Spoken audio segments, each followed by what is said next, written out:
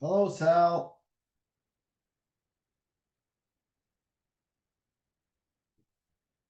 Hey, Jim, Hello, Tori. I hope you got some sleep between last night and this morning. I don't sleep much at all, Tori. Okay.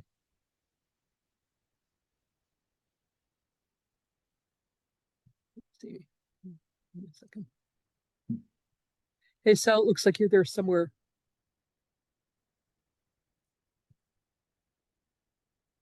It was a strange meeting, kind of.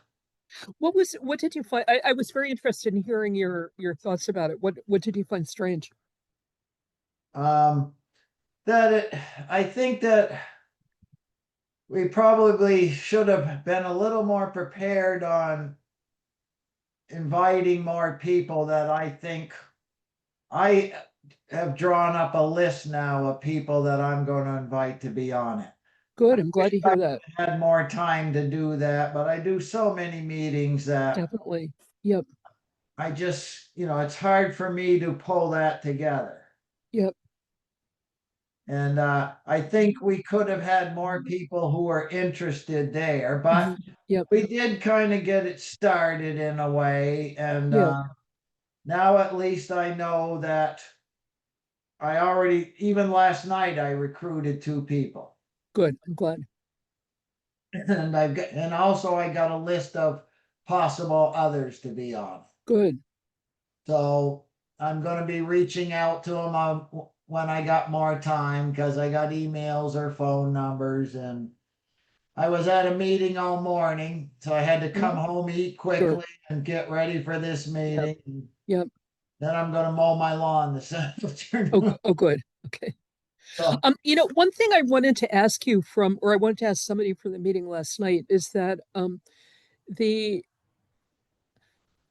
I know that one of the things that, hey Sal, that certainly we've been asked, I think we've been asked to have on the table with regard to the homelessness task force is the idea of merging the two groups. If in fact the housing committee is actively trying to fill, fill the seats at the of the housing committee, then merging the two groups really doesn't make sense. I mean, if you were to merge them, you already have more than a quorum because we have yeah, what, yeah, like seven people minus. yeah. Um, If we get nine, I don't think it does make sense, and I'll just be on both committees. but the question, I think the question for the homelessness task force since around the 20th of May is whether we still exist or not. That's almost 3 months at this point. Right. Well, my guess is you're going to still exist. I think you have to make a decision whether do you want to be under the city or do you want to be regional? Okay, so if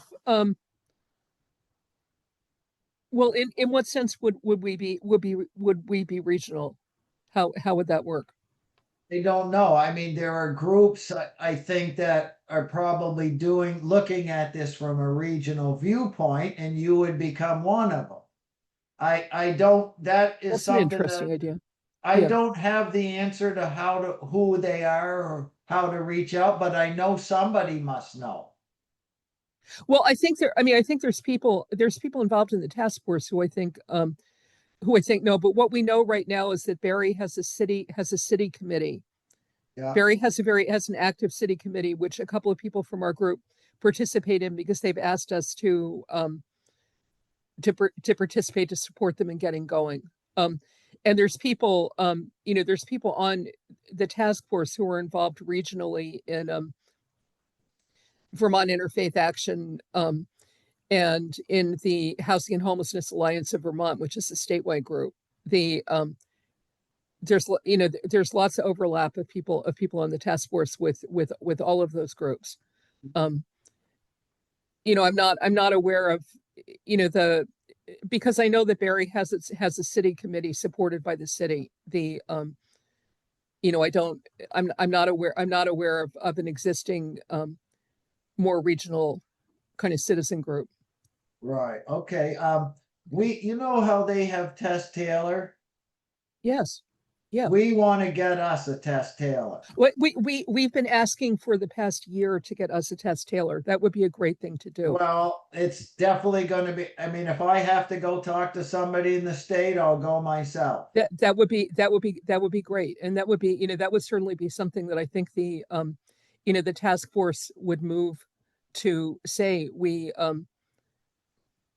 anyway, this is, I don't want to take the whole group's, it's 11:30 and we should get started, but I think you would find unanimity that we need a Tess Taylor, and that at the time that the applications were made for the grant to get Tess Taylor, Montpelier should have should have sent in an application at that I time. totally agree with you. Yep. And I hope that we are going to pursue that funding and we can get a person that can be 40 hours dealing with this Right. issue. That would be, I can't imagine that anybody would object to that idea. And Tess is actually who got the city of Barry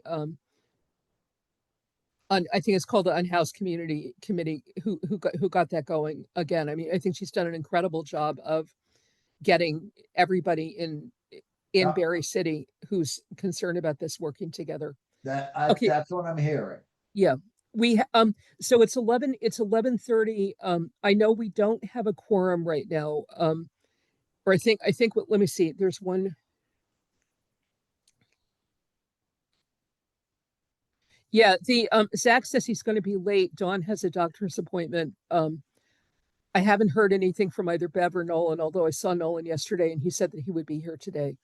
But if the Jim and Sal, do you know whether do council people count toward a quorum or not? Because my understanding from last night is that you don't. But if you do, I think we can start. Well, my feeling is let's start anyway. Even if we don't, we can't make decisions, but we can at least discuss things and if we get more people coming online, then okay, we got enough. But Yeah, I think we'll have enough by the time, I think when Zach and Nolan get here that will be fine. But we don't vote and we don't count against the quorum. okay, then we're gonna to be able to make decisions, including really approving the agenda. We're gonna have to have the other a couple more people are gonna need to show up. how many So are on your committee?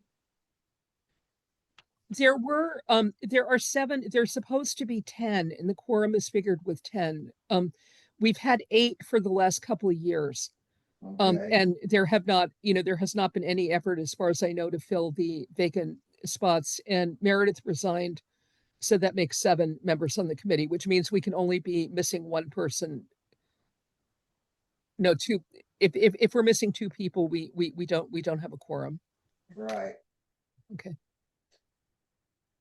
Okay, I'm going to call the meeting to order. Okay, Bev is here. All right. Whether or not we can officially do this, I'm calling the meeting to order. And everybody, I know everybody's got the agenda. If you can look at it, please, and see, are there things that should be on the agenda that aren't? Is there anything not on the agenda? Is there anything on the agenda that shouldn't be? I know some of what's on the agenda is reports back from people who are not yet here.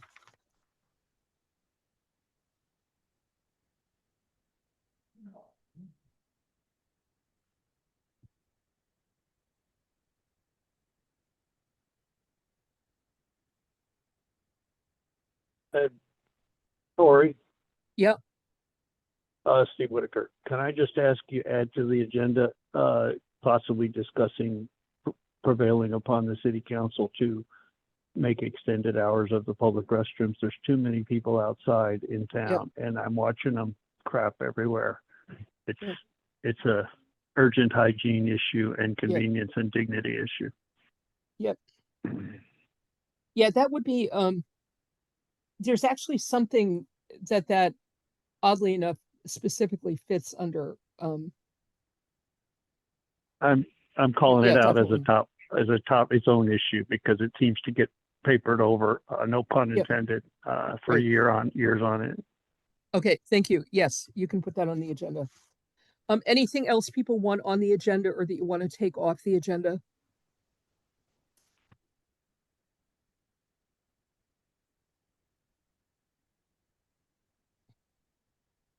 And we need a volunteer for a note taker since we don't have a minute taker assigned to this committee currently.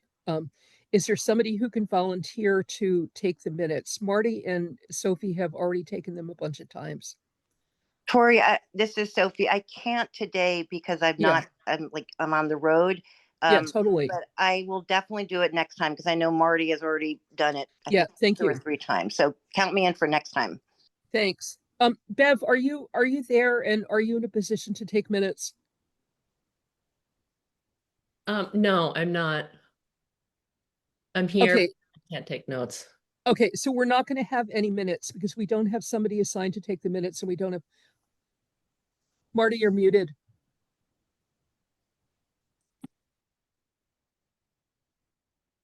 I will do it. Marty, that's extremely generous of you. And, you know, I think we may need to send this back to the city as, although last night a committee with 3 members on it had somebody taking minutes, we don't have somebody taking minutes and we're having trouble getting volunteers beyond the 2 people who've always been doing it. But thank you very much. I really appreciate you doing this. How many people do we have now? Do you ever have a staff member here, Tori? We had a staff member here until May, and then Kelly, we always had a staff member here, and then Kelly announced to us whenever it was, sometime around the 21st of May, that basically there was a consideration that we would no longer even exist and that we no longer had staff support. When the committee was put on hold, when the Right. task force was put on hold, Jim, Yes, the staff person went away, right. And we have not had a staff and that person still since then. hasn't been resolved, really. Yeah. Okay, so what we've had, Jim, what we've had is we've had there are 2 people on the committee who very generously volunteer to take minutes each time, which isn't really fair to them. And we've had at least 1 meeting that did not have minutes because we forgot to ask for a volunteer.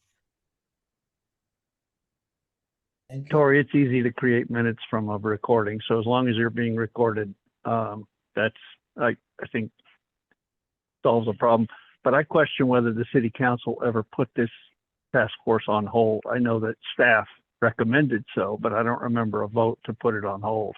Who is So, speaking right the now? fact that these unilateral decisions are being made without the council's approval is something that probably merits discussion. Okay.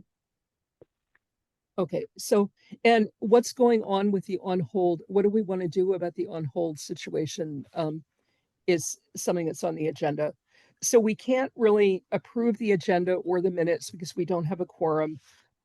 We do have, so the next thing, actually, let's do introductions and then let's have public comment. Jim Sheridan, City Councilor, District 3. Okay. I'm Tori Rodine. I'm one of the co-chairs of the task force. Sal, can you introduce yourself? Sal Alfano, District 2, City Council. Okay. Marty?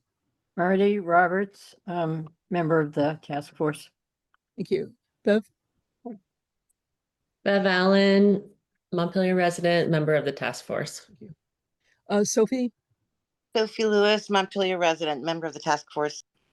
Great, thank you. And I know there's several people here who aren't usually at the task force, and I would welcome you introducing yourselves.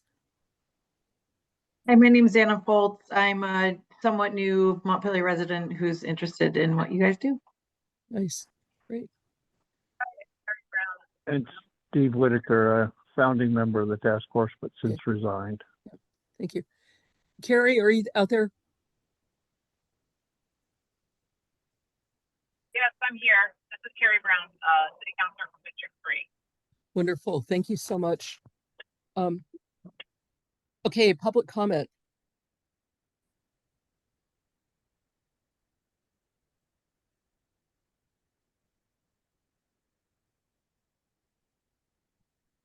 Any public comment?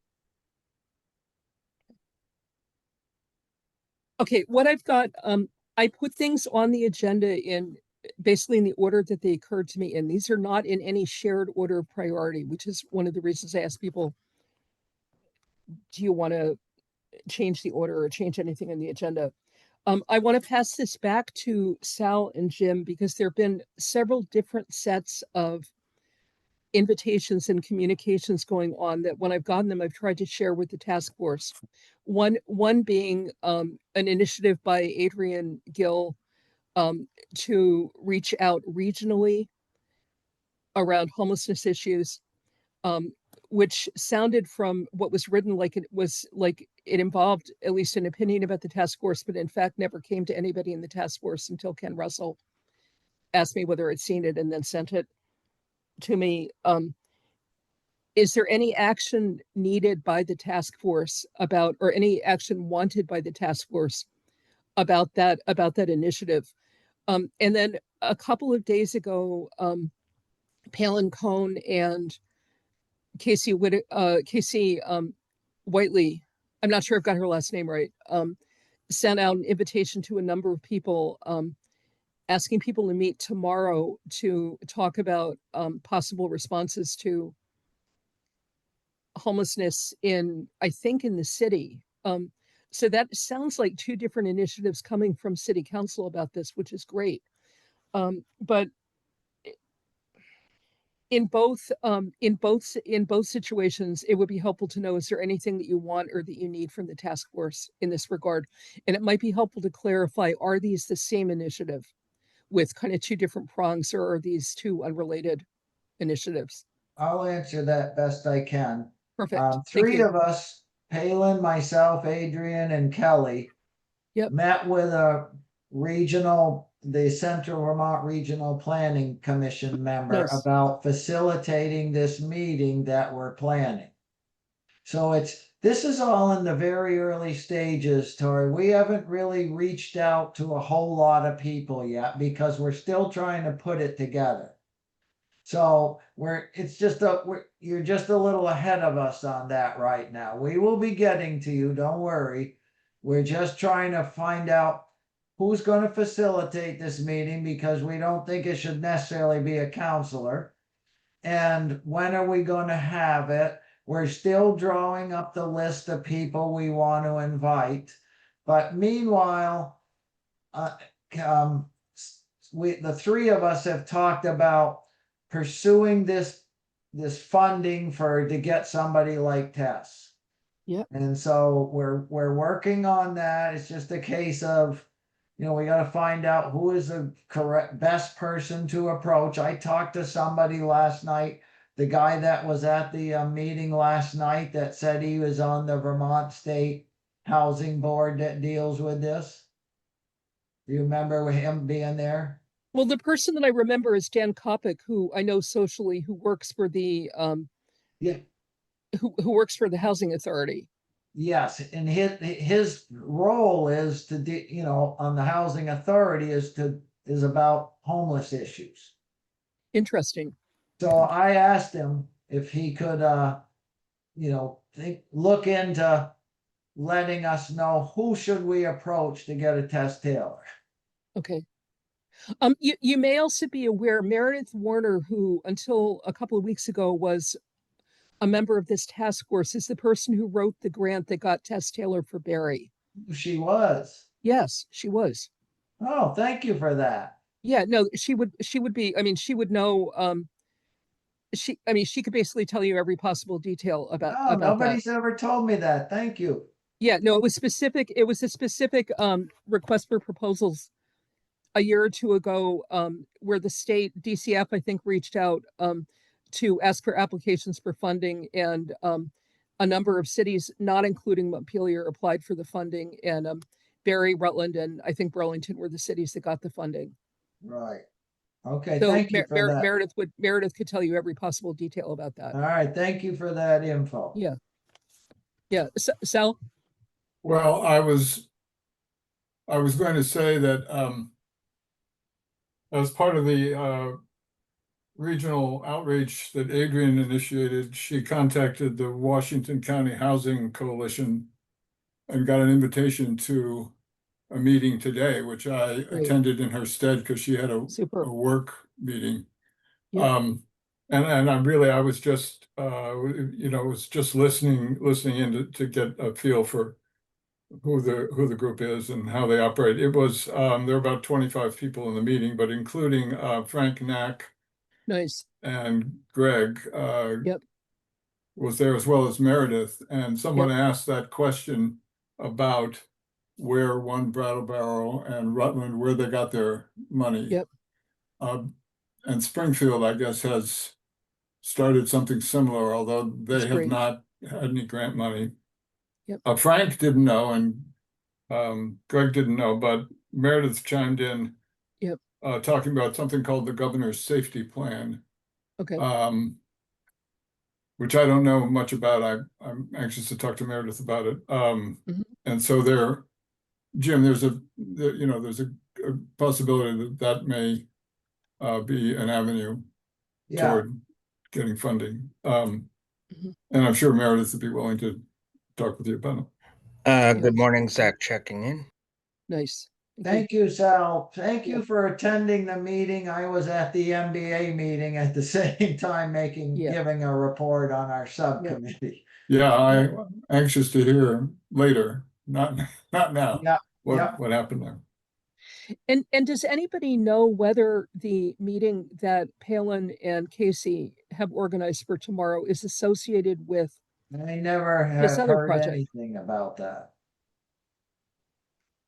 I don't know what that's about, Tori. This is the first I'm hearing of Okay, it. I'm gonna Zach, can you easily forward that Yeah, I can give it a shot. to If Jim? you want to keep rolling with it, I'll just do that right now. Okay, great. I'm not sure I can pull off forwarding it and Yeah, potentially I'll at the same try time. that right Thank now. you. Thank Okay, you. Jim, it's on your way to you. Yeah, see, because I was at a meeting early this morning, I have had no time to check my council emails today. No, it was the invitation came out several days ago. I actually thought that you were on the invitation list for that email. It was about a meeting to happen tomorrow at 4:00. Oh, you see what? But I was very confused about, are there two different council-led projects going on? That's a good question. Yeah. Okay. Sal, I want to turn this over to you because you and maybe Carrie were going to talk to or did talk to Kelly about the idea of making, at least for the next couple of weeks, making showers at the pool available to unhoused people, since at least in Burlington, that was identified as an unmet need that could relatively easily be met by the city. And Steve, I'm going to then ask you to talk with Sal and Jim right now about the issue of what needs to happen to expand the hours of the public toilets, since that is related to showers, kind of. Sal, could you let us know where that stands? Well, I really don't have an update unless Carrie does. Kelly was on vacation last week. The couple days before she left, she had not yet heard back from staff at the rec department, and I realized I hadn't heard this morning and sent a note, and I haven't heard back. My sense is that the pool is not able to handle it from a staffing point of view. Kelly did mention that, the Berry Street Rec Center has showers in the basement, but again, it has bathrooms and showers in the basement. It's a staffing issue because it has to be monitored. What if you make it not a staffing issue, but just give people a pool pass so that they can take their children swimming and use the showers? Well, I proposed that to Kelly, and again, I'm waiting to hear back. It's just, I don't think it's as easy as that, but I don't know how they monitor pool passes. You walk into the rec center and you buy a pool pass if you have money to buy it. No, So there I could mean, be I don't some know way how that they the city- monitor it at the pool. I see what you're saying. Okay. And I don't know how they monitor the showers at the pool. I mean, we're talking about, privacy and security in a public shower. It's not. Right. Yeah. So how do we provide that? How do we guarantee that? I think that's her concern, and although I have not heard specifically from staff, including Kelly, about the details of their concern, but I suspect that that's what it is. And it's, I mean, it's a concern of mine for all of the facilities that we're talking about. Simply making bathrooms available doesn't solve the problem. But if you, I'm sorry, I'm taking, this is not good facilitation on my part, which is, but if you, if you basically give, rather than asking people for whatever the cost of a pool pass is, ask them to go to the rec center, get a pool pass, and they don't have to pay for it. And then the moms and dads take their children to use the showers at the pool. They take their children swimming during the family swim, and those children can use the pool the same as any other child of Montpelier uses the pool. Anyway, Carrie, can you Tori, yeah.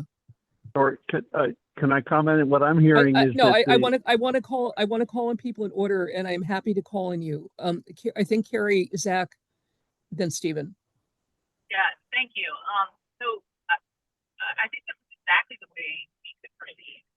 You're talking about, Tori, giving pool passes to people who have families who don't have a home. And I don't think I'm worried that folks at the city staff level are way overthinking this, and that we could keep it really, really simple and just be like, here you go.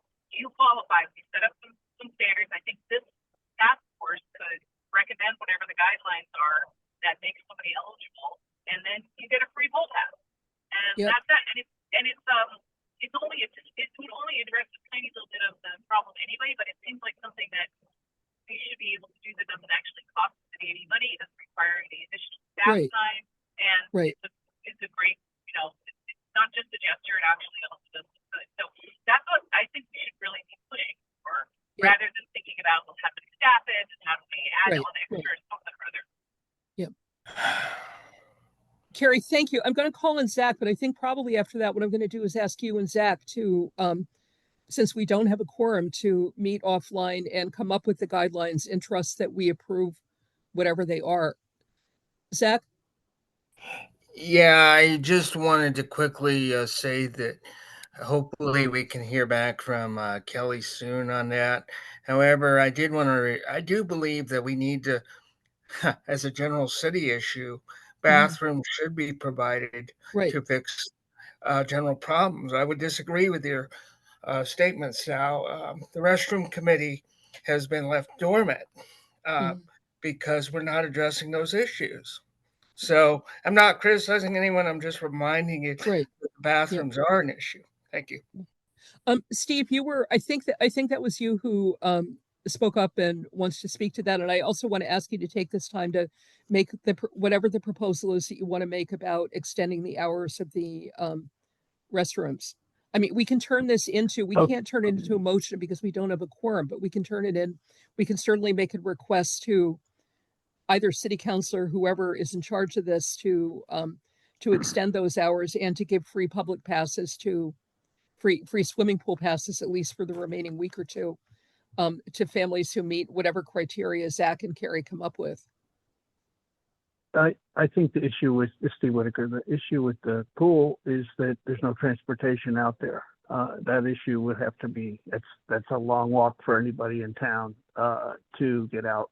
It's possible, but but what I'm also hearing is this undercurrent that this is a stigma, that these people are dangerous and that they need special treatment and monitoring and enforcement. And that's just bogus. It's biased. It's irresponsible. And I think you got to face that head on, that we don't, categorize or stigmatize the parents or the children that go out there. I'm going to jump in because my concerns about security and privacy were for the people taking the showers, not, for the unhoused people, Steve. I'm not saying the unhoused people pose a security threat. I'm saying we have to protect them from others. Oh, okay. Well, I guess it works both ways. In a very exposed and vulnerable situation. I'm sorry to interrupt. Duly noted, and I'll accept and accept that. I think we're shadow boxing, and that council staff council needs to clarify their relationship to Okay. staff, and that staff acts on council's wishes, not the other way around. Okay. And so now with regard to bathrooms, the city hall bathrooms, nothing's been done to restore the 2 basement bathrooms, which were invaluable because they were private and lockable. The upstairs bathrooms are less of a security risk because they can easily be monitored. There's cameras on the entrances, there's cameras outside, and the upstairs hallway doors can be locked. I noticed last night the city hall locked automatically at 4:30, but then it was automatically reopened again at 6 for the meeting. And so the possibility exists for automatic control of those front door locks. Those first floor bathrooms could be available round the clock, and the software that monitors those can trigger the dispatcher's attention to when someone enters, or so this is just, no one has wanted to solve this for years, and that's what caused me to get fed up with the process. But this is a simple issue. Shaw's bathroom is still down, and I'm out there like a traffic cop trying to tell people where to find bathrooms, and it's insane. We've got a big government and a big expensive government and a lot of powerful elected officials who are could have solved this thing years ago if they wanted to. I'm Thanks. actually, is there more that people would like to add to any of these good ideas? And also again, we can't, I'm trying to find Nolan to say we need you for a quorum, but can we at least, as formally as possible in the absence of a quorum, request that Zach and Carrie talk offline, come up with criteria and bring this back to when is city council even meeting again before the pool season is over? Yeah, meet we're next meeting a week from tomorrow. Okay, and then when does the pool from close? today, I think. Is there anything we can do? Does anybody know, is there anything we can do about this faster than that? Oh, you already got I'm 2 people working sorry. on it. I'm not completely sure that city council has to authorize this. It seems like probably something that staff could do. We do have a meeting on Wednesday, but it's true the pool is going to be closed very soon before that. Right. Yeah. But I'd be happy to work with anybody on the next day or two to come Okay. up with those guidelines and the specific proposal. Wonderful. See if staff can just do it. Great. Zach, can you work with Carrie on this? I can, and I'm just going to throw out there. I wonder if we should go. That sounds like the pool thing's 2 weeks, right? I'm thinking, is there something longer term we could shoot toward? Could I comment on that, Tori? Yeah, Steve, do you have some mechanism there for raising your hand? Otherwise, yeah, just go for it. No, I don't. I'm just on a Okay. voice phone. Yep. The library computers don't have audio working. Yep.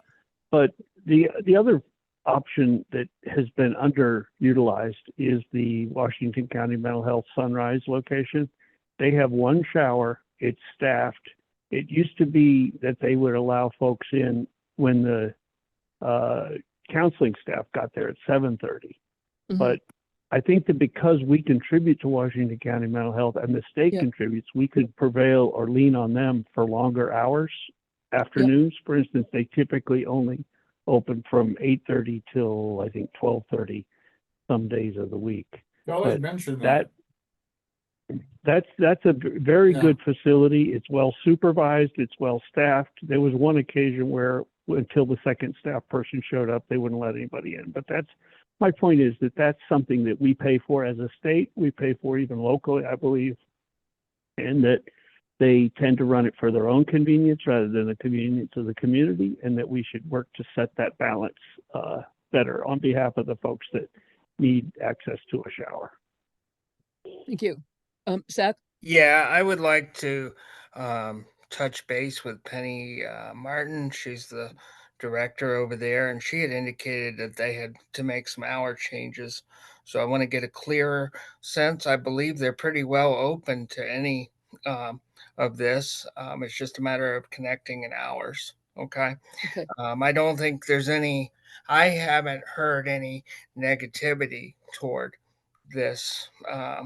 So I would, think that it's just a matter of connecting. And because when I've always asked her, she's given me the hours, but recently they had to adjust them because they're going through a transition right now, due to the state changing some of the programming over there. So I just wanted to light in that it has nothing to do with possible not wanting to do it or their convenience. Okay. In fact, Yeah. they've made it a point to open it to the community. Thank you.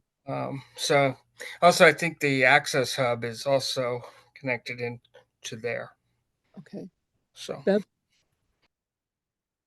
So, The shower is open Tuesday and Thursdays from 8:30 to noon. I just wanted to add that. And that's as recently as July 24th. Thank you. okay, that sounds good. Okay, thanks. That's what I was looking for. yeah, Okay, Jen? Tori, I was just there last Friday. I went to the hub and I went to Sunshine House. Yeah. And Okay. they have had some recent staff reductions that basically they're lucky if they can have that shower open 15 hours a week. Okay. But there is some things they can do for people. I don't think a lot of people know this. They offer breakfast every morning to anybody that goes there. They also will do laundry for people. And they have a small food shelf there. I got a tour of everything. The hub has nothing at it. The hub is just to connect you with services. Yep. The Sunshine House in behind is where you want to. Sunrise. Okay. Sunrise, I mean. Sorry, that's okay. Okay. Sorry about that. No, Okay, it's fine. so No, it's- it really is. So Okay, so it sounds like there's several options. What I want to know is, Zach, can you and Carrie, can the two of you figure out between now and tomorrow, a way to get those free passes to people? And work with the city staff to make that happen. whenever Carrie is ready to do that, yeah. Sure. Can I call you or I'll email you? Okay, why don't you email me and we'll go from there. Okay, Okay, but I think does anybody have any objection to their making something happen? Anybody on the task force? We can't move to ask them to do this because we don't have 6 people here from the task force. I say go for it. Okay, so go for it, make the thing happen. If you need more support, let us know. Let them know that yes, this request is coming from the task force, okay? Although without a quorum, evidently. And yeah. Bev? Tori, I got one more suggestion hold to on. throw in the Okay, hopper. I want it's Bev's turn to speak. Yep. If this is a go with Yeah. the pool and the bathrooms and the showers, then it would be great because the pool season is ending in the next couple weeks, if this could extend through next summer and have that be guaranteed. Yep, that would be really good. Thank you. Maybe I shouldn't have asked for long term. I'm just kidding. Okay, Carrie, and then Steve. Oh, sorry, that's not a raised hand, that's an enthusiastic comment. Sorry. Okay, Steve. Okay, and I had spoken to a established contractor here in town. If we didn't, again, I don't think we're gonna have much takers for the 12 to 16 lot. And the city has years prior talked about investing in public restrooms. So the grassy lot between Drawing Board and Shaw's, it has water and sewer access and could easily house a 4-unit public restroom with flush toilets and a 4-unit shower. And those would be portable such that they could be relocated during a flood or an emergency to another location. So my point is those trailers would need to be ordered and you would need to seek funding from either Housing Conservation Board or DCF to order them. But that would be a smart resiliency, emergency preparedness, and accommodation of the unhoused emergency right now that could be in by winter. And it's a well-supervised place. It's very public. It's easy to patrol by police. It's it's a great solution that needs some planning and some initiative from the task force to get the council to act on it. Okay, I've got two questions, and then I'm going to ask, are people ready to move on this? One is, are there people who can work with Steve on coming up with that proposal? Because this is not something we can take any action on today, other than that's a really good idea. What are we going to do about it? The second question is, does the question of having the public bathroom, say in City Hall, open longer need to come back to City Council, or where does that need to go to make something happen? Well, I spoke with Steve Ribellini about the idea that Steve just came up with. He arranged a meeting to talk about this portable toilet facilities and showers. And I think it's a good idea, and I was planning to bring it up with council at the next meeting. But it's going to require a funding effort pretty quick to get it to happen, assuming that the city is okay with the idea of doing that. Again, that because they're temporary, they can be hooked up and unhooked Can be moved. and easily moved if another use for that property is found, which seems unlikely at the moment, given the current commercial construction climate. I'm going to ask Sal and Steve, I'm going to ask that the two of you meet between now and the council meeting, come up with whatever you're going to bring to council and bring it back here at the next meeting, so that we can say, yes, that's a great idea. We will support it. We will work with you on getting funding, but let's take this beyond talk. Okay. So can the two of you meet offline and come up with a proposal so that we have something in front of us? You want something in front of you for what? For when? So that we ideally that if you feel like it's ready for you to bring to City Council next week, that's great. If you want support from the task force, then also bring it back to the next task force meeting. Yeah, I think the task force support could follow. I think that Sal can bring it up on his own initiative, having talked to the Ribellini. He can ask me for any clarifications if needed, and then the task force can pile on later with support. Yeah, I kind of agree with that approach. That's fantastic, because I just don't want to. I don't want to leave this in the realm of great idea, but let's see how the action can happen. What needs to happen in terms of the idea of having public restrooms that are open later in the day? Is there anything that can happen? Is there anything that needs to happen, and who needs to do it? You mean at City Hall or? Yeah, I think City Hall. I think that the council members need to probe with staff on the mechanics of how the door locks work and how the cameras work, and whether the dispatch can handle the being aware that people are coming and going from that main lobby. And they already have video surveillance of the main lobby, and the front porch. So you don't have to let folks in the back door. It isn't handicapped accessible, but it is public restrooms, and it would be good for both tourists and unhoused. And it's just a good thing to do for our city. And the more tourists in there, the more surveillance or safety there is. So Montpelier Live might be able to, sanction that idea as well. What's the next step? Well, I think what I'll do is put together a proposal for the next council meeting, the one a week from today. Perfect. That includes both of these. Great. Both of these ideas. And the council can have a discussion and see what kind of action we can take based on that discussion. As the sooner the better. Great, thank you. So on the agenda we have there's a bunch of updates. One is and I don't know if we should be talking about this or not. What happened and what didn't happen at Confluence Park a few weeks ago.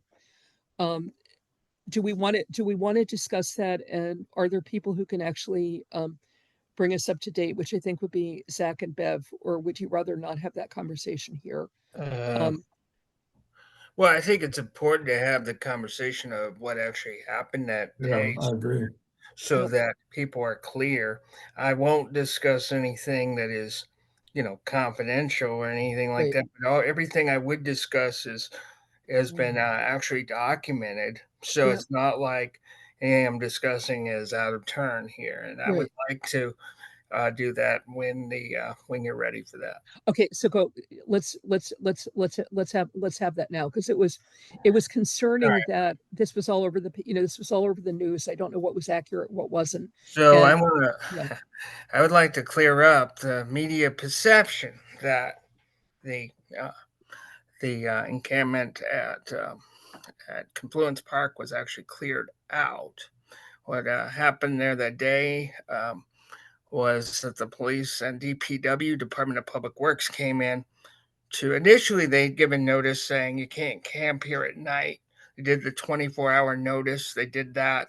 And there's some controversial issues, which I won't go into here, that occurred during that time. However, they came in the next day and cleaned it out, meaning cleaned out the garbage and made sure not to take people's stuff. But also told them that they could be there during the day, but not at night. So there wasn't the clearing that the media is portraying. And all the media has portrayed it as a clearing. yep, I've been at a clearing, and this wasn't it. And I think that they are being quite, you know, I don't know what happens there at night. I'm not there at night, with the exception of an emergency or two. But there's still people out there today. Um, we will be I'll be delivering some stuff out to folks that has been donated a little bit later today. So I just want to clear up that perception, and I also want to bring to the committee's attention, task force attention, that the police do directed patrols across from that part in the Down Street Transit Center area. mhm, Um, and so, that happens. As to what's going to happen next with it, I don't know. And that's all I have. Thank you. thank you. Bev, do you want to add anything to that? Sure. Kind of jumping off from what Zach said, for those that don't know where I work, I do street outreach and social work for a Good Samaritan Haven. And so the encampment, as it was called, had one tent in it. And several people were sleeping there, but because the police have ripped up many other campsites that had tents, that location became where people could gather and have safety in numbers. And pretty much, I mean, I can't say everybody because I don't know where everybody is, but the folks that I see at Confluence Yep. frequently, because I go there frequently, are pretty much rough sleeping, just Yep. laying on the ground. And I think that's a really, really inhumane way to be. Yep. And I'm not even speaking for Good Samaritan Haven at this point, but Right. that day was a very, very stressful day for Yeah. the folks that were there. And there were several people from Good Sam that showed up, and Zach was there, Mhm. a couple other folks. And it ended up being very peaceful. Mhm. And the understanding is that folks can be there during the day because there's nowhere else for people to be. Yep. That is accessible, A, to the transit center, Mhm. and B, to stores and the downtown area. But Yeah. it has become what seems to me no, I'm having a hard time finding my words, whatever that is, like the place where those people, in quotes, can be instead of downtown on the streets. Yeah. So it is what it is. And the city, apparently it's being allowed Mhm. And, but it's absolutely not sustainable because it's already getting, I mean, again, I know people are rough sleeping in other places, Yep. but it is getting cold and, Yep. and that is concerning. And it's also so hot during the day and there's very Yep. little shade there as well. Yep. And, the police, there's no more, people aren't allowed to string tarps up because that is Mhm. counting, that looks like camping. So people are literally cooking in the sun. I mean, anybody that's had eyes on folks that spend the day down there will notice how sunburnt people are. So, yeah, so that's what's happening there. Thank you. Sal, Corey, I wanted to speak to that as well when my turn comes. So, okay, Sal, so- Zach, yes, so Zach seemed to be talking about a specific incident. I just wondered yes. which incident that is. I also received, as I'm sure all of you did, the couple of emails from Jay Voorhees about an incident with the police Right. and so on. Are we talking about the same incident The or? incident was basically a police officer told these folks to get the heck out of town. Right. That's what I have, and Right. it was a lot worse. It was an F word. Is that a different incident from the one That's- you just described? No, it's the same one. It's the the same same incident. one. And And it happened in the 24 hours before. Okay. right, and it was on, Zach, correct me if I'm wrong, but I believe it was July 17th. That was the date of Jay's email. Yeah, okay. Yes. Yeah, it was the day after our last meeting. So it would be, the 17th. And it was all, Sal, it was all over the VT Digger and WCAX. Yeah, Who yeah. also contacted the city manager and the police chief to get a comment, and they did not respond to repeated calls. Yeah, no, I just wanted to make sure it was the Yeah. same incident and not another one. Yeah. It's the Yep. same. Thank you. Actually, the incident happened on Wednesday before the Thursday Okay. move out because I spoke of it very quietly at city council, just saying it's not okay to just ask people to leave town like that. Yeah. So I'm going to defer to whoever was next. Steve? Yeah, I wanted to, it wasn't the word heck, but if our police officers are telling people to get the fuck out of town, that's Yep. way beyond their authority and Yes, it it's is. unconscionable. And my point is that I think that this needs to be investigated thoroughly, Right. because it's a great example of why oversight is needed. And I think the body cam footage, the city council in their infinite wisdom put a paywall between us and the body cam footage of $25, $35 per image. And so I think that people need to, a subcommittee could be formed with some counselors, dig into this, document exactly what happened, and then put some strict guidance on what is allowed to be done and said. Similarly, another person was displaced from the other side of Confluence Park behind the electric chargers. They came and yanked a mattress out and told him he had to leave town and couldn't come back there, both of which is illegal. You know, I mean, there's no camping prohibition even. It's not even a sensitive area, and we took somebody's mattress away, you know, and so I just think that our lack of proper adherence to our policy, which isn't enforceable with ordinance or threats of arrest, and our lack of oversight and our tolerance for abuses of power by these officials is hurting everybody. It's hurting the credibility of the entire initiative and effort towards having a policy. And it doesn't reflect well on the council for not having taken this bull by the horns and reined it in. And we're going to give respect to people is really where we need to come down. Thank you. Thank you. I want to check in with Sophie and Marty because you both have a lot of good and wise thoughts about all these things. But I also know that there have been a lot of voices speaking that don't include the two of you. So I just want to hand each of you the mic and see, are there things that you want to add to any of this? I don't really have anything new to add. I think pursuing the things you've talked about, the bathrooms, the city hall being available, and what Stephen just talked about, investigating that Yep. incident further. I think those are all really important. Sophie? I would say the same as what Marty Yeah. just said. Okay. I know there's somebody in the community who's repeatedly interviewed, who knows and has repeatedly interviewed the person who was told to get out of town, who apparently would be willing to to speak publicly and to be videotaped, saying what their experience was. So, Bev? I want to add that it wasn't one person. It's been Okay. several Okay. people. Several people. Okay. Thank you. Is there any other action?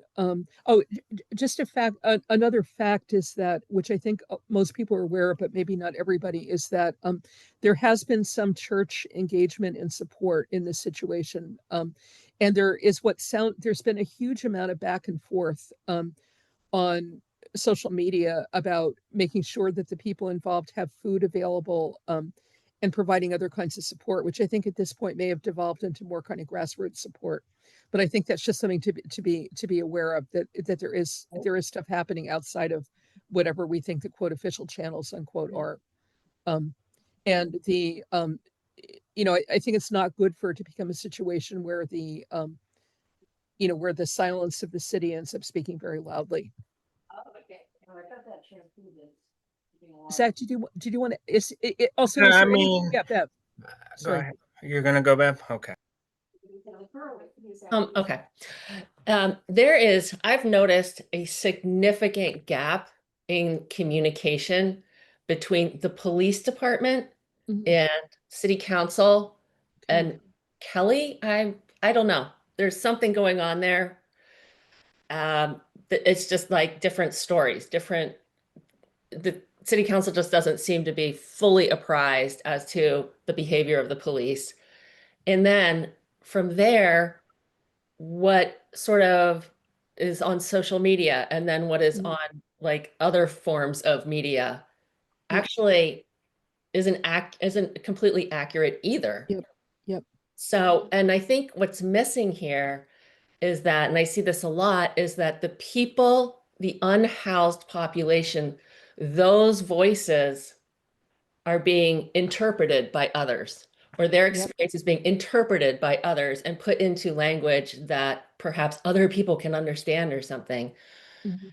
So, and of course, because what I've noticed is that the word unbelieved comes to mind, because when I have firsthand interaction with the unhoused, that's information that's being reported directly to me. I believe Yep. them, but there's a huge gap between their personal reports and certainly what the police then tell whomever. And then Yep. when news media interviews them, they get to pick and choose Yep. what they want. So it's like these voices that the people we're talking about right now, their voices are not being recorded accurately Yep. or listened to firsthand. Um, So make that a comment. large reason for that is it involves actually people going out and speaking to these folks, like us. Unfortunately, I had to do that with one of these folks because there's just been a very serious perception in social media on some of these folks. So when something keeps happening the same time of night, people get fed up with it, donation wise. So you go out and you say, okay, what's going on? And you get the information so that, I mean, we all get the information because otherwise it's going to be like, again. And this is a human mind reaction that happens. Like you have something at 9 o'clock that this group keeps asking for. There's your gap right there, that there is a gap that we're not able to address. And so we try to look at that. But I'm just saying, I think it involves communication and being willing to communicate with these folks, other than saying, the police come by and say, okay, guys, this is what we do. Because, and be honest with you, the police shouldn't be doing social work.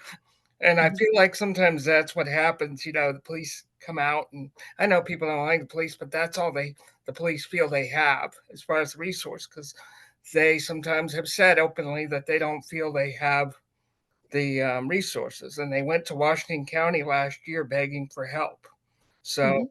which isn't, I'm just saying there's just a lot of wash there. And what I wanted to just point out is, going out, me and you, I think, have been successful with it, Bev, going out to Confluence and talking with folks and learning what that means, because they explained to me, just to give you a quick, around food preservation. They need to be able to preserve their Mhm. food. Yeah, they're asking for food. There was a reason they're doing that, and they need to be able to preserve it. So one of the things we were able to do, just really quick, if bear with me, is I was able to.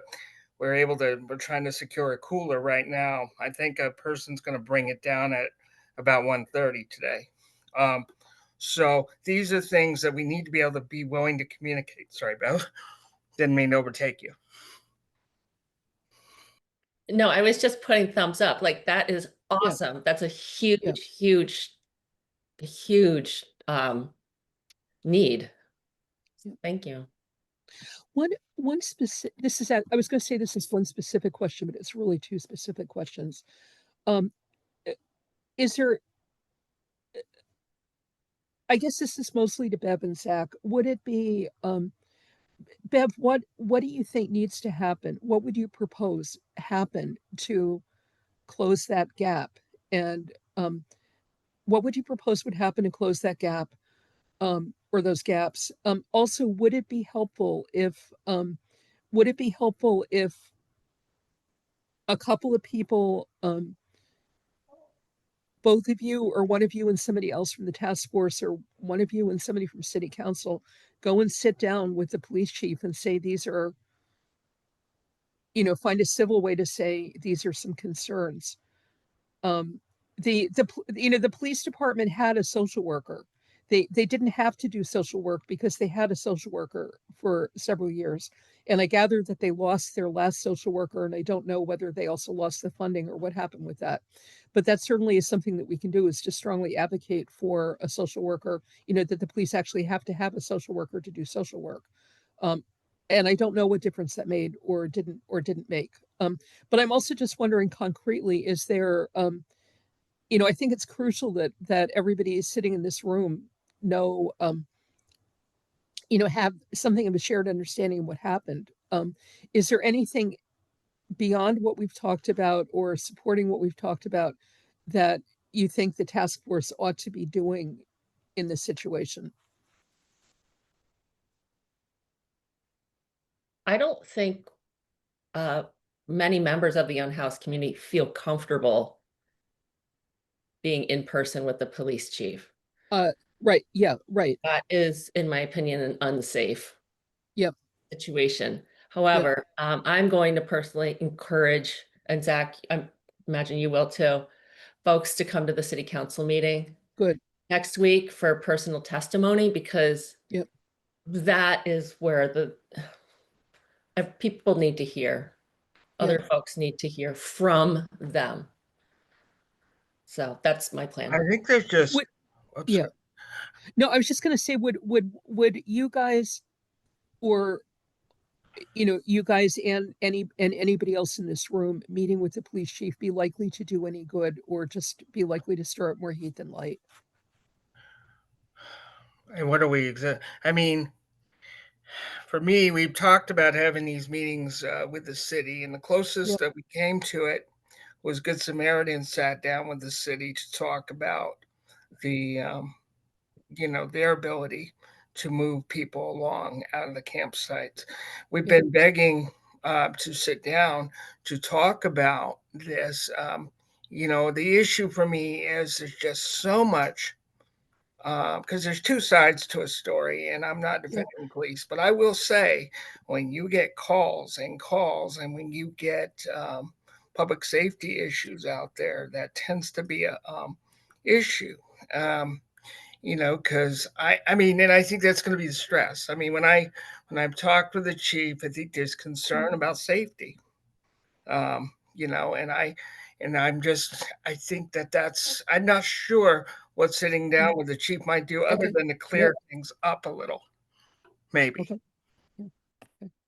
I'm Yeah. leaving that to Good Sam leadership. Great. Okay. Super.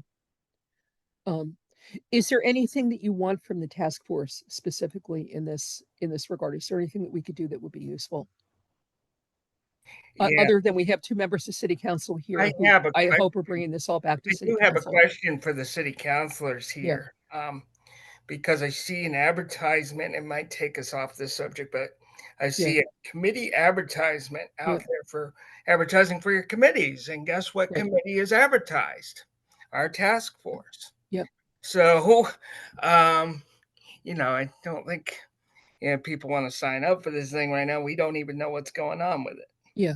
So that's on the agenda for today. The things that remain on the agenda are reports back from updates from street outreach, which I know you've been providing some of already. Updates from Good Samaritan Haven, and at least a conversation about where are we going with the task force, because we were told and I guess I wonder where do we want to start? If we don't have time to do all these things, but we can actually, do say one of them. Where if you what do could want just to do? indulge me for just 3 or 4 minutes, I Totally. want to bring up one issue on street outreach. Okay. I know that Osa, Don, and I have had conversations because also on social media there has been, people who don't know what street outreach is doing. Yep. In fact, it was one community member who said they called street outreach and didn't get the desired response that they were hoping for. And we the reason I think that is because we're knowledgeable of the people who are out there, and we were knowledgeable about what's going on. And we can only do so much. So I basically came out and said, people want to help. Please feel free to do that. Otherwise, whatever, because there was a lot of judgments going on. I will tell you, street outreach does what it can. And I'm trying to figure out a way to get expectations together for folks so that when they do call, it's not getting something they don't like. Yep. Getting told, well, they know where the water is probably not a good, I don't know, but I'm just saying it's interesting that we do all this work and then we get, well, what does street outreach actually do? Because I called them the other night and they're not doing it. Reminds me of the screeners, jokingly, but Jim and Sal, do the two of you feel like you know solidly what street outreach does and the role that they play in this ecosystem? Well, I mean, they're like us. We're volunteers like they are. Yep. We can't be everywhere doing everything at once. We have the same issues that Zach just talked about. Yep. Everybody wants answers from us on everything. And, we're not paid 40 hours a week to do this. I mean, we're like all of you, volunteers basically, only we have a lot more on our plate than you do. Do you know what's in their job description? And then Bev, your turn. Go for it. I'm an employee. I'm paid, and same with the other two members of Good Great. Samaritan Street Outreach. We are paid employees. Yeah. And I'm Is Zach paid. Are you paid, Zach? I am Yes. paid, but I'm going to Yes. tell you that Oh. our hours are probably, we're limited on certain things. It's not, I can say we're paid, but we're not in it for, I'm going to say I'm not in it for the money. Right. I think that's really important to understand because I think, and sometimes things come out of our pockets. So I need people to understand this when we talk about, the criticisms that come out, and I'm used to it. Yeah. I'm used to it. But I'm just saying, it felt like when I used to criticize the screener team for not responding all the time. But okay, Bev, I know, I assume you're paid by Good Sam. But who are you paid for by Zach? Another way, 12 hours a week. Oh, see, I didn't know that. I thought that you were volunteers doing Used to be this. I was a volunteer. Yeah. Yeah. Because I really believe in this stuff. Yeah, well, that's kind of how we are on the council, We're paid $2,000 a year for you know, I've already been to 150 meetings since I got elected, and Okay. if you think this is the only issue in town, it's not. Okay. But this is crucial to understand what these folks exactly do, because I think it's easier sometimes to know what people do who are very public, like people, you know, the people who direct organizations or whatever have more of a public face. But in fact, the day-to-day on the ground work, and getting called at 3 o'clock in the morning and going out to the middle of the woods and being responsible for trying to make sure that somebody is safe when there are not resources to make them safe is being carried out for the most part by Bev and Zach and Osa and Dawn. So And that's I I understand. think that's incredibly important for people in city council and Yeah, and others to know. I understand it a lot Yeah. better now. Good. I Okay. I've would, only been on for 5 months, so I really am still getting Sure. my arms around everything. I So would add in this context that I have a feeling there's going to be more discussion this year during budgeting about this Yeah. issue. yeah. And that Yeah. one thing at least the individuals on this task force, if not the task force as a group, can do is provide a list of needs and wants Yeah. in priority order. Because you won't get it all if you Yeah. get any. But we need to know what, I mean, the city is limited, very, very limited, particularly in this upcoming budget year. But if we need to make decisions, budget decisions, we want to make sure it's for things that you all feel are most needed, most effective, given all of the things that you need. Be nice to have a list of, what the top priorities are so that we can sift through that among all the other things we have to decide whether or not to fund or how much to fund them. That'd be very helpful, and that's coming up. So ideally sometime before the end of September, we Okay. would have that kind of information. What needs to happen to solicit that information specifically and for people to know what the dates are by when it's needed?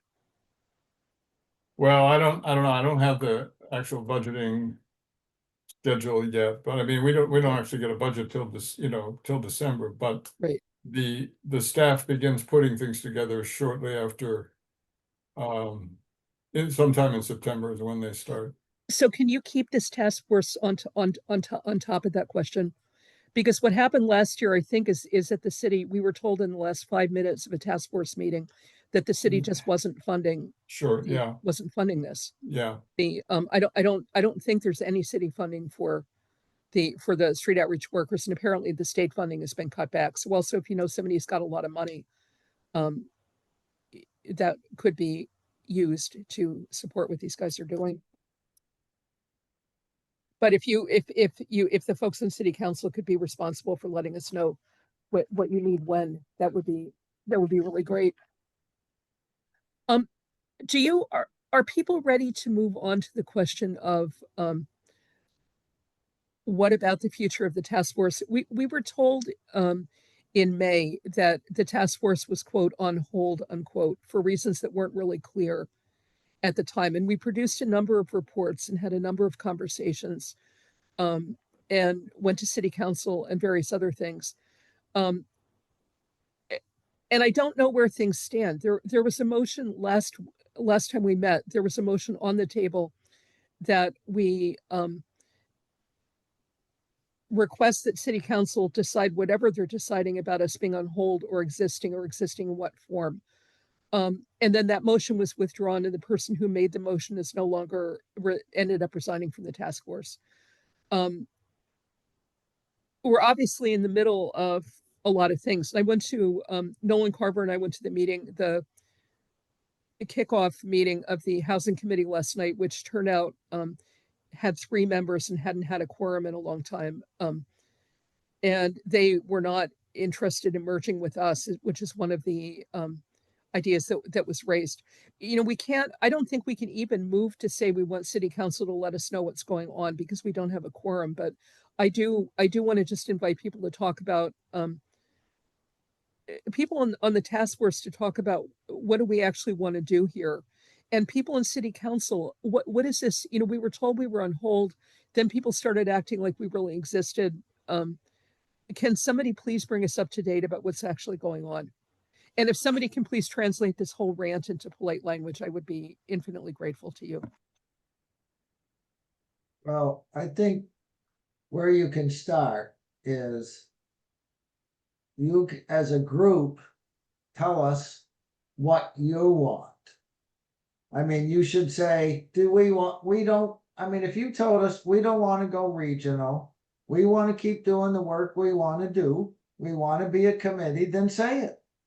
Well, I think that people have said that. So let's imagine that we said, and we can't say it officially because we don't have 6 task force members here. Let's say that we said,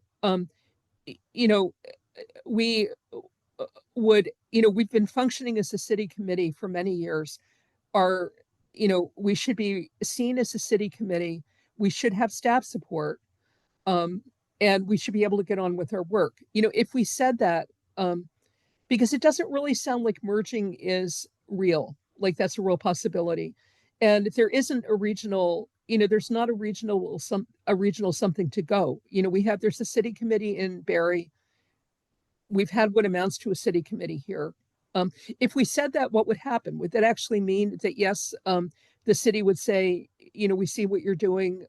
You should, I don't know where we're calling you a task force, you're a committee. Or would they say, no? Well, And Zach, you have your hand up, so.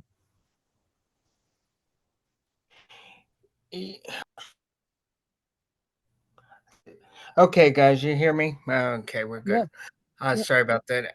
I think we should tell them, tell the council what we want. We do serve at the pleasure of the council as they formed us, but they formed us as a task force. Right. I think there's a wording change that would, I feel if we did go down that road, we need to ask them to shift us out, because task force has been seen as a short term ranger. This is going to be long term, but I also am aware that there is an attempt to meet regionally with different parties right now. Right.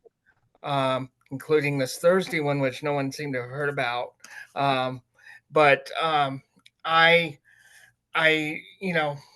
given this a lot of thought, and reality is we do serve at the pleasure of the council. So bottom line, in my view, if we give all the information to the council, I'm not saying we should dissolve or anything, and they say, oh, that's good. I think existing in the housing committee when they also don't want us to do that is probably not a good use.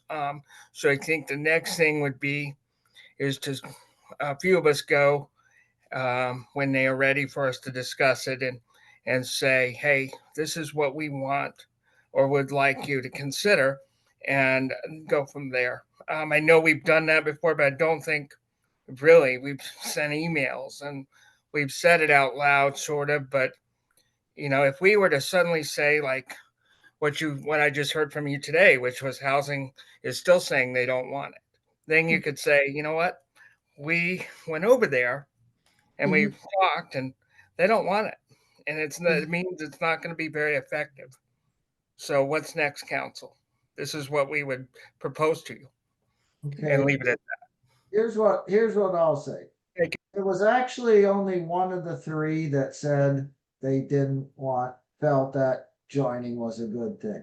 The other 2 really didn't say one way or the other. Right. But I'm beginning to think that it isn't really going to work.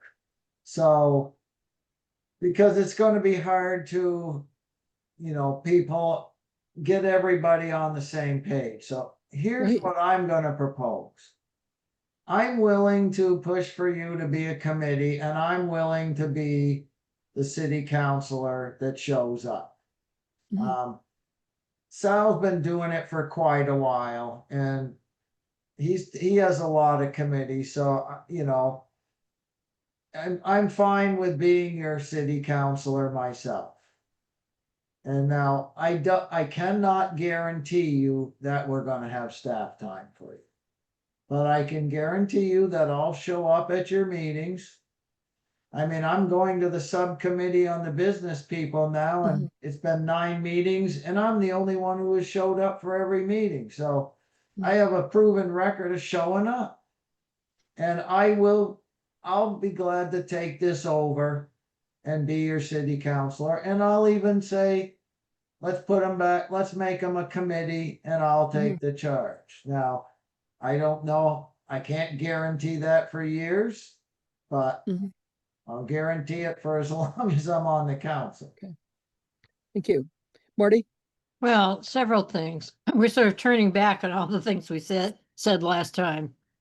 It sounds like you're planning to boot Sal off the committee. I don't approve of that at all. No. No, I'm not planning on that at all. I'm just saying that he may be ready to step off, and I'm ready to step on, so that No, you if I- will continue to have a city councilor.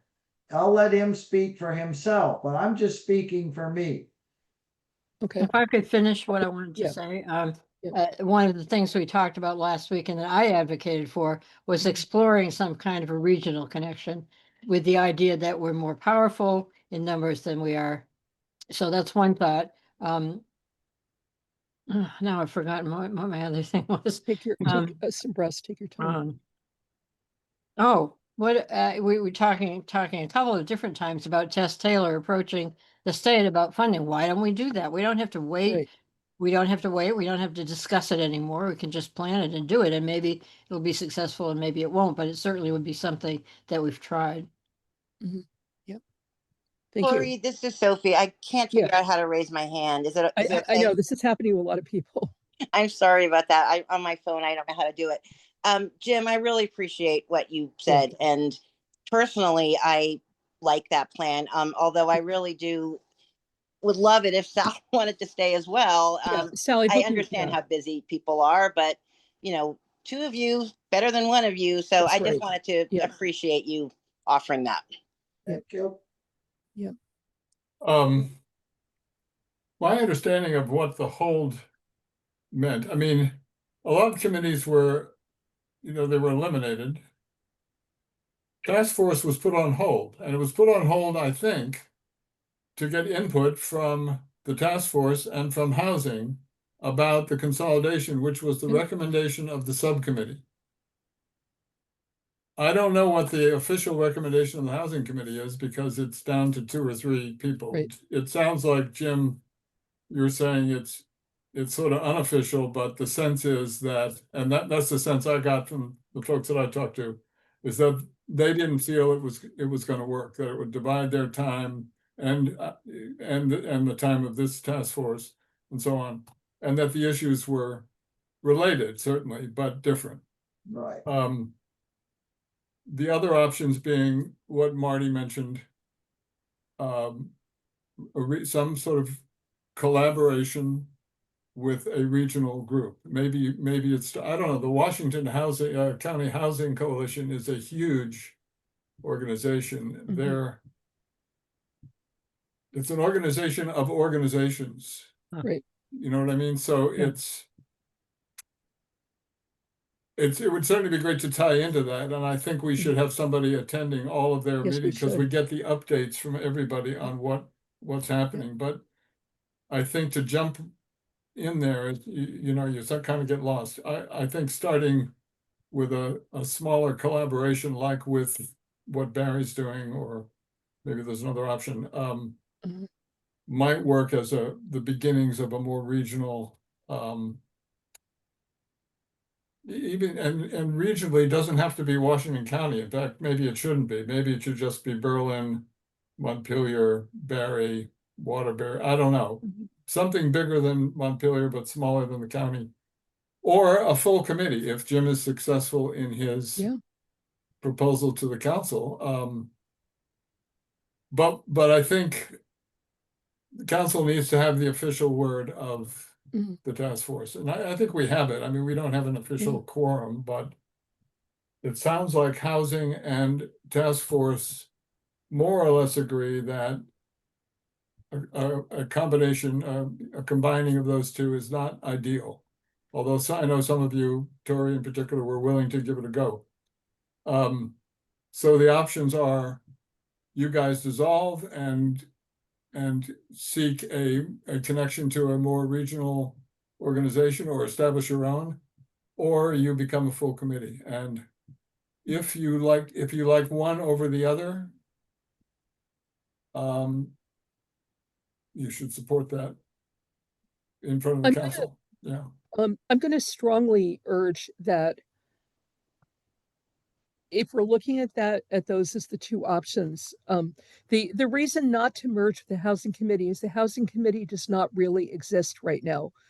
Nolan Carver from this task force and I both went to the housing committee last night. There were 3 members of the housing committee who were, I gather, the only 3 existing members of the housing committee who were there. We have 8 or 9 active members, including our city council members. We're engaged in doing, we're engaged in at least attempting to do a number of things. And there isn't, if there were an existing housing committee, I would probably personally be pushing for that. It's not a real option right now to say, let's take a regional approach. Berry City has a homelessness committee. The city is putting resources into homelessness and supporting people working on homelessness. They're putting substantial resources into that as a city. If over the next 6 months or a year, people are able to work toward developing a regional approach, I think that's a fantastic idea. But we're in a much better position to do that if we exist as a city committee. Then as a city committee, we can weigh in on that work and we can participate in that work. We should be sending somebody to the Homelessness and Housing and Homelessness Alliance of Vermont meetings and the Washington County meetings. And the only reason we haven't been sending somebody to the whatever the Frank Connects committee is that Marty and I are both involved in VIA, and VIA has a presence there. So there's always somebody from the task force who's there. But I think, if we had unity today, that we actually urge Jim and Sal to go back to city council and say that we're functioning as a committee. We'd like to continue functioning as a committee. I think personally that's a fantastic idea. I don't know if we have unity about that or not. But from there, we can build over the next 6 months or a year into, Right. We can very actively participate in any regional response Right. that's built, which I think most of us are doing as individuals already anyway. Zach, sorry, you've had your hand up for a while. I think options are always on the table. I think even if even if because we're going with whatever option we can grab right now. Right. Yeah. One of the reasons that housing was suggested for merger was, in my understanding, was to bring members on. Right. That's right. That was kind of the long range look, but I think that was one of the reasons. And in the face, it looks like you could do something with it if you tootled with it. But the reality of it is, I just want to say the options, and I discussed them offline with y'all. I'm still discussing them about, wouldn't it be great if we could just do this? And you're saying, how do we do that? And then I get stuck trying to figure that out. But no, I'm kidding.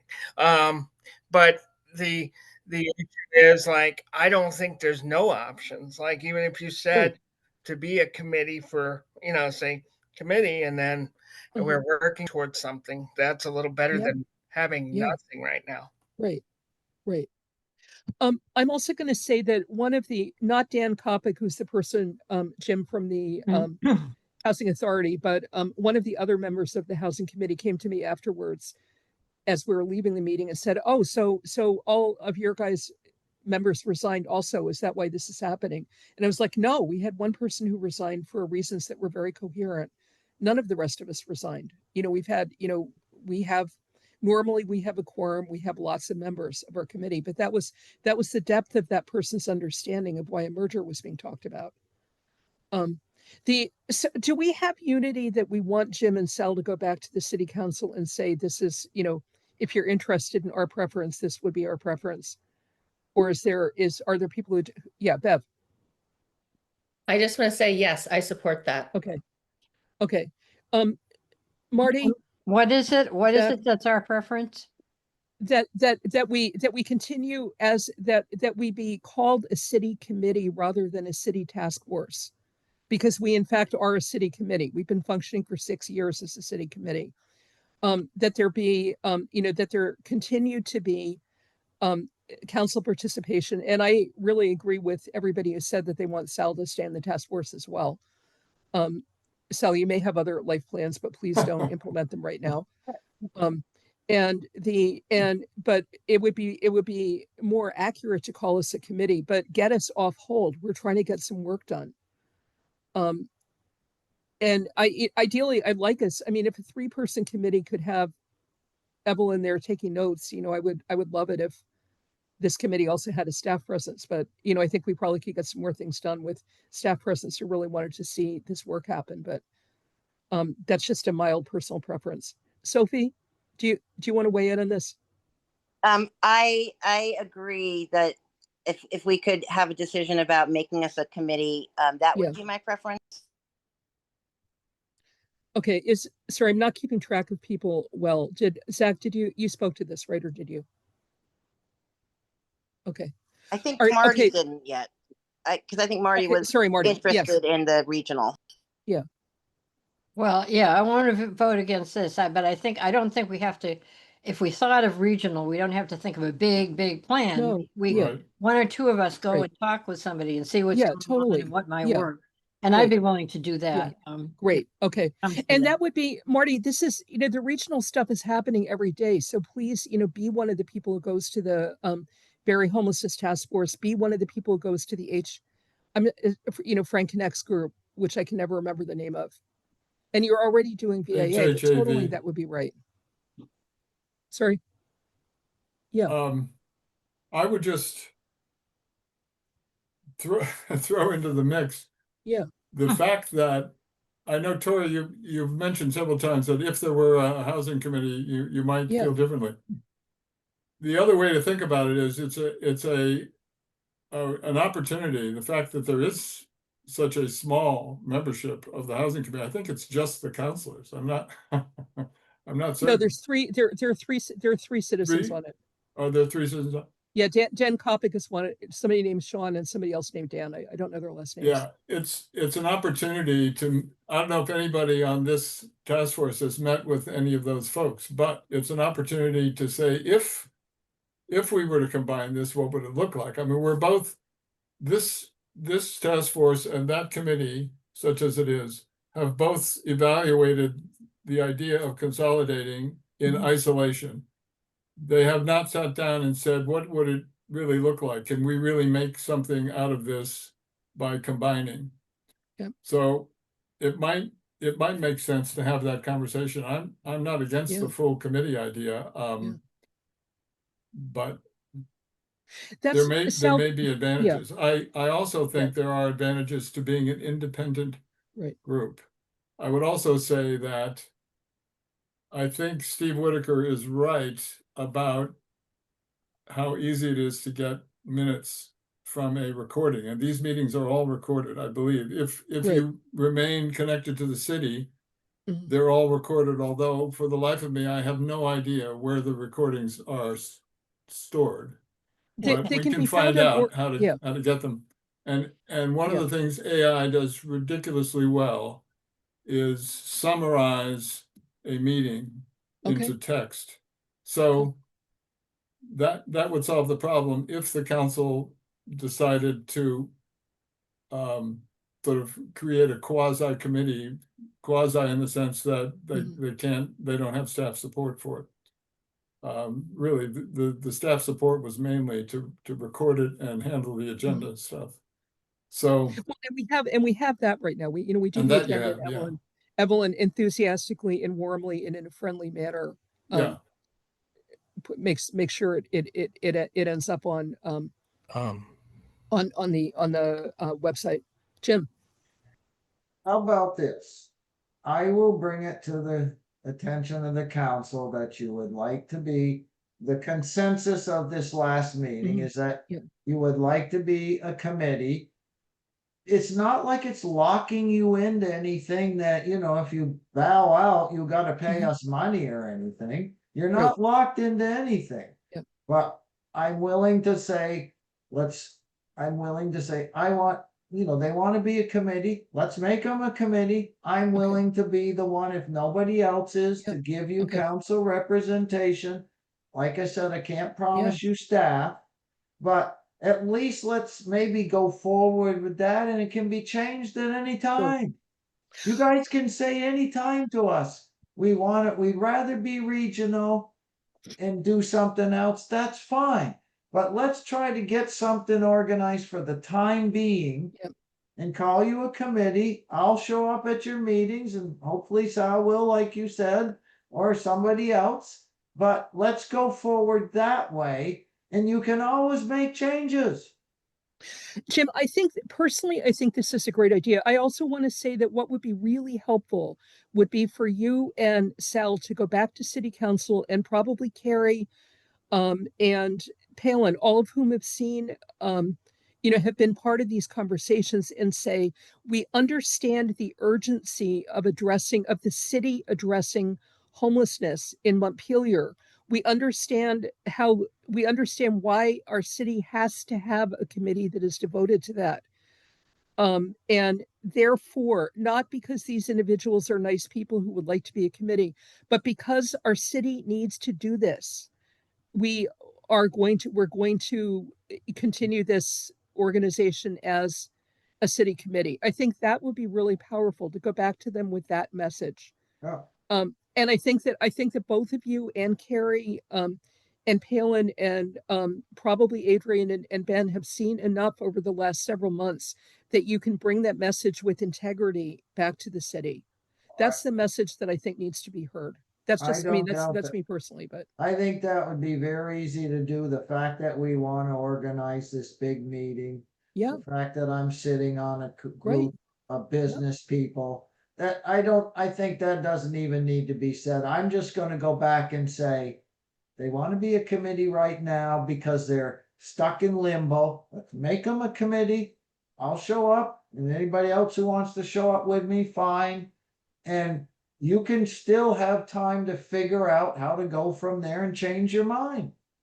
Well, I don't think we're going to need to change our minds. I think we're going to continue being part of a regional response, which will be a stronger regional response because of a city committee from Montpelier, as well as the city committee from Barry being involved in it. Can somebody else please take the mic here? I'm talking way more than I should be as a facilitator of this meeting. Yeah, we're This close is to end Mac. time here. We are coming up on Yeah. time. Okay. Okay. So we've covered some things in the agenda. You guys are bringing this to the next council meeting, right? If you need us to be there, if you need anything else at all from the task force to support this, please let us know. And as you know, we show up invited or not. So It doesn't hurt that some of you are there if I bring it up and you back it up. Yep. Okay. Cool. Bev, you have a look on your face like you want to say something. Is that because you want to say something, or? No, actually, well, I do, but I also had a little bit of a coughing fit. Okay. I thought the issue of homelessness is on the next city council agenda. I think we're going to just talk about, how we're trying to set this meeting up.